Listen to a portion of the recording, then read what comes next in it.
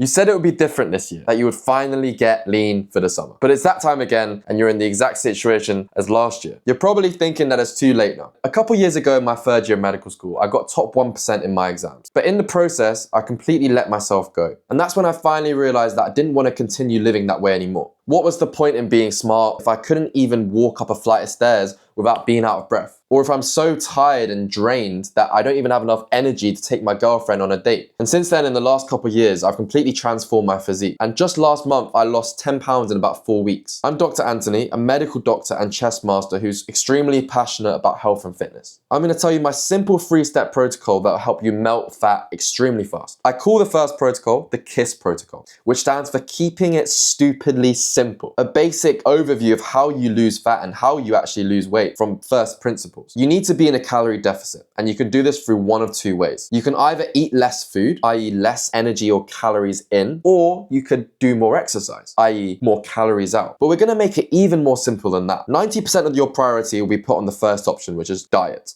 Why should we prioritize diet over exercise? Because you can't out-exercise a bad diet. Just think about it this way. A normal cheeseburger might be around 800 to 900 calories, right? And a 15-kilometer run might burn around the same amount of calories. So you can clearly see that it's unrealistic to rely on exercise as your main way of losing weight, especially when it's so easy to eat a cheeseburger. I could go and eat a cheeseburger in 5 seconds if I really was hungry, right? And if I really wanted to. And then think about how long it takes to run a 15-kilometer run. The second reason to prioritize diet over exercise is that, as Harvard professor Daniel Lieberman says, exercise is fun when you're fit and it's not fun when you're unfit. When I had let myself go and I was at my heaviest, I wasn't happy in myself, I was skinny fat, exercise was painful. It really was. And I really didn't want to do it. I had no motivation to do it. Whereas it's a completely different story now. It genuinely becomes more pleasurable, and it's hard to appreciate how pleasurable exercise can be when you're out of shape. So now zooming closer into diet, what is the one thing I want you to do? And it's not to track calories. Okay, everyone will tell you to track calories. All these fitness influencers will tell you to download MyFitnessPal and track exactly every single thing you eat, the exact amount of butter or oil you put in your food, as if you never eat food out or at a restaurant, right? It's impossible to track your calories all the time. And it sucks the fun and the basic pleasure out of eating and cooking and just enjoying food. So what I want you to do is to just cut out ultra-processed food and highly refined carbohydrates. To simply do this, when you go to the supermarket to buy your groceries, buy single ingredient foods. For example, chicken breast. It just has chicken breast, not some highly processed thing with 15 different chemicals in the back of the packaging. That's the simple, foolproof way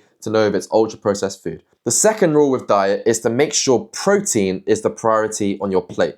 The simple reason, because that protein is obviously super important, but it's also more satiating, i.e. it will make you feel more full and thus makes it easier for you to be in that calorie deficit. So now that we've established that diet is our main method of attack, so to speak, we can move on to the second protocol, which is my fasting protocol. To put it simply, only eat between the hours of 12 p.m. and 8 p.m. Okay, so I want you to fast all the way until midday, and then usually from 12 to 8 you're only going to eat 2 meals. For example, you have lunch at 1 p.m. or 12 p.m. and you have dinner at 6, 7, 8 p.m. right? The hours can vary, but just eat between that window. And just from common sense, you're going to eat less when you have a shorter time window to eat, right? And you just have to push through the initial first 3-4 days of discomfort.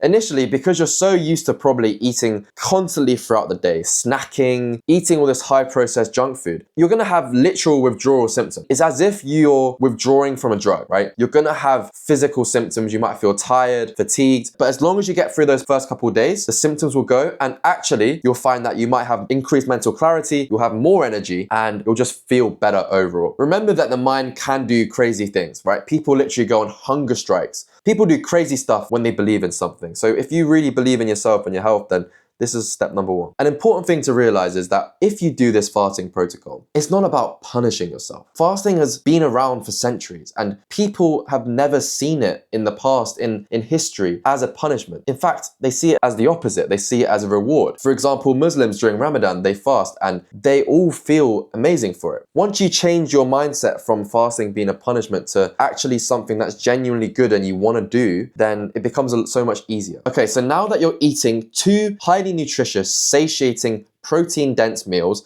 that are gonna keep you full throughout the day, in the long run, after a couple of weeks on the first two protocols, you're not going to have cravings. You're going to feel great. But I appreciate that if you want to lose fat as soon as possible, as quickly as possible, for example, in the space of about 3 weeks, like I did, initially you're going to have those withdrawals, right? And so in the short term, when you want to lose weight fast, you might have these cravings because of your old habits, which are so ingrained into how you operate. So how do we prevent overeating and going crazy on these 2 meals that you're having? Maybe these 2 meals you're just having crazy amounts of calories. And this brings me perfectly to the third protocol, which I call the Japanese protocol, okay? The Japanese people have a important phrase, which is harahachi banmi, which stands for eat until you're 80% full. I was in Japan for 4 weeks on a medical placement, and it was just so shocking to see how little people were overweight. And I actually looked it up, and only about 3.6% of their population is obese, compared to 42% of people in America and 26% of people in the UK. So what is the Japanese secret to staying so lean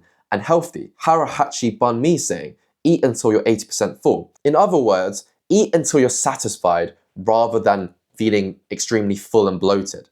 Now you're probably thinking, that's one of those things that's a lot easier said than done. I understand why that works, but how do I actually do it? It allows you to separate the feeling of physical hunger, which is a natural hormone-driven process, from emotional binge eating, which we probably already know is unhealthy. We've probably learned from situations where trusting purely our emotions didn't really end well. And in a weird way, it makes the whole process of eating a meal so much more enjoyable because you're mindful about what you're eating. You don't feel like you're gonna pass out after a large, heavy meal where you feel bloated and full. You don't have that brain fog, and you don't go in a food coma and just wanna go away, lie in a dark room on your own. When you eat to the point where you're 80% full, you feel lighter, and you're able to continue socializing with people rather than just passing out. Again, like the fasting protocol, for the first few days, you just have to be mindful of this saying, keep saying it to yourself and write it down and really try and develop it into your new identity that you have.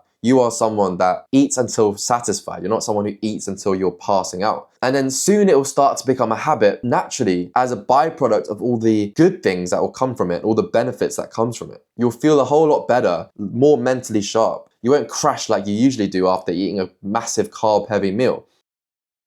So if you combine all 3 of these protocols, you keep it superly simple and you focus on diet over exercise, you follow a fasting protocol with a time-restricted window, and you remember the principle of harahachi banmi, eat until you're 80% full, it's pretty much foolproof.